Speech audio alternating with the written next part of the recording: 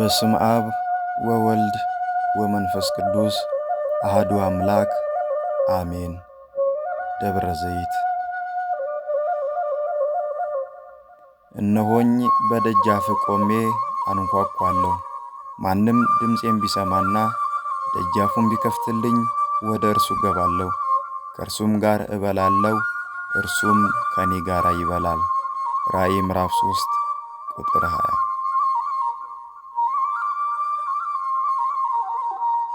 ወዳጄ ሆይ ይህ የጌታችን የዋህ ጥሪ ነው። አንኳኳለሁ የሚለው ድምፅ ምን ያህል ጊዜ ጆሮህን አንኳኩቷል? ስንት ጊዜ በሩን ከፍተለት ነበር? በዓለም ታሪክ ውስጥ አንድ ቀን ሁሉም ነገር የሚያበቃበት የመጨረሻው የፍርድ ቀን አለ። የሰው ልጅ በፈጣሪው ፊት ቆሞ ያለፈ ሕይወቱን እንደ ክፍት መጽሐፍ የሚያስረክብበት፣ ነፍሳት ሁሉ ለዘላለም የራሳቸው ዕጣ ፋንታ የሚያውቁበት ያ አስፈሪ አስደሳች ቀን ምጽአት።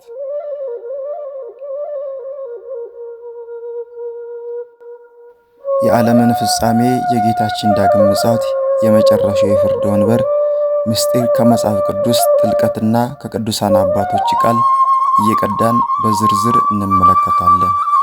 መብራታችንን ሳያጠፉ ጊዜያችንን ሳይመሽብን ይህ ትምህርት በጥሞና እንከታተል።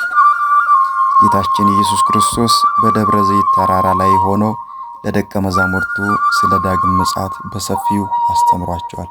ማቴዎስ 24፣ ማርቆስ 13፣ ሉቃስ 21። ብዙዎች እኔ ክርስቶስ ነኝ እያሉ በስሜ ይመጣሉ፣ ብዙዎችንም ያስታሉ። ጦርነትም የጦርነትም ወሬ ትሰሙ ዘንድ አላችሁ። ይህ ሁሉ የሥቃይ መጀመሪያ ነው። ረሃብ፣ ቸነፈር፣ በተለያዩ ስፍራዎች የምግብ እጥረትና በሽታዎች መስፋፋት፣ የአመፃ ብዛትና የፍቅር መቀዝቀዝ። ከአመፅ ብዛት የተነሳ የብዙ ሰዎች ፍቅር ትቀዘቅዛለች። ይህ ትልቁ ልብ የሚሰብር ምልክት ነው።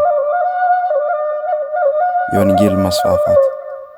ይህ የመንግሥት ወንጌል ለአሕዛብ ሁሉ ምስክር እንዲሆን በዓለም ሁሉ ይሰበካል። ከዚያ መጨረሻው ይመጣል። ማቴዎስ 24 ቁጥር 10።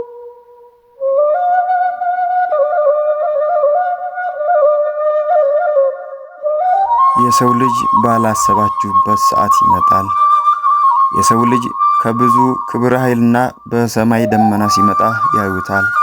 ይህ መምጣት በግልጽ በታላቅ ግርማ መሆኑን ቅዱስ ዮሐንስ መለኮት እነሆ ከደመናት ጋር ይመጣል፣ ዓይን ሁሉ የወጉት ያዩታል፣ ራእይ 1 ቁጥር 7 በማለት አረጋግጧል። የመላእክት አለቃ በሚያሰማው ድምፅ በእግዚአብሔር መለከት ጌታ ራሱ ከሰማይ ይወርዳል። የደብረ ዘይት ምስጢር እና የቅዱሳን አባቶች ትምህርት። ደብረ ዘይት የጌታችን የመጨረሻ ትምህርቶች መድረክ ነው። ቅዱሳን አባቶቻችን የዚህን የዕለት ምስጢር በጥልቅነት ተረድተውታል። ቅዱስ ኤፍሬም ሶርያዊ የሕይወት መጽሐፍ በዚያን ሲከፈት የምድር ሕዝቦች ሁሉ በፍርሃት ይደነግጣሉ። ነፍሴ ሆይ ሙሽራው እኩለ ሌሊት ላይ ይመጣልና መብራትሽን አዘጋጂ እያለ ራሱን ያስተምር ነበር። አባ ጊዮርጊስ ዘጋስጫ በዚያች ሰዓት ነፍሱ ሁሉ ከሥጋ ጋር ስትገናኝ እያንዳንዱ የሰራው መልካም ሆነ ክፉ ሥራ እንደ ፀሐይ ይገለጣል። በድርሳናቸው ላይ የፍርዱን ታላቅነት፣ የግልጽነቱን አስፈሪ ይገልጻሉ።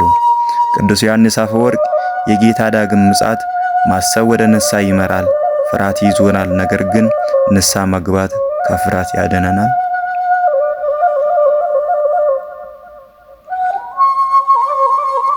የፍርዱ ወንበር ገብርኄር ወይስ ሰነፍ ባሪያ? የገብርኄር ክብር 5 መክሊት የተቀበለው አትርፎ ሲያቀርብ፣ አንተ ገብርኄር በጎና ታማኝ ባሪያ፣ በጥቂቱ ታምናሃልና በብዙ ሾም ያለው ወደ ጌታ ደስታ ግባ የሚለው የዘላለም ክብር ይሰማል። ይህም ስም ለቅዱስ ያሬድ፣ ለአባ ጊዮርጊስ ዘጋስጫ፣ ለሰማዕቱ ቅዱስ ጊዮርጊስ፣ ለአቡነ ተክለ ሃይማኖት፣ ለብዙ ቅዱሳን በመንፈሳዊ ተጋድሏቸው የተሰጠ ነው። የሰነፍ ባሪያ ዕጣ ፋንታ። አንድ መክሊት የተቀበለው አትርፎ ሲያቀርብ ሲመጣ ክፉና ሰነፍ ባሪያ ተብሎ ለቅሶ ጥርስ ማፏጨት ወዳለበት ወደ ውጭው ጨለማ ተጣሉ። ማቴዎስ 25 ቁጥር 30።